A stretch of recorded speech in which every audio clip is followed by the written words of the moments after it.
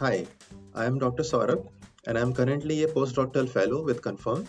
I am based in MTU Cork. We are surrounded by smart devices sensing and processing the data. For example, a smart device installed at your car can gather the relevant data and predict when a particular component of your car will fail.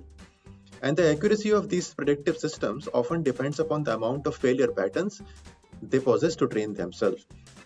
So, if a group of similar cars participate in a data pooling process to learn the failure patterns from each other, the accuracy of each one of them will improve. But the problem is, car owners might not want to share the data about their personal cars with each other.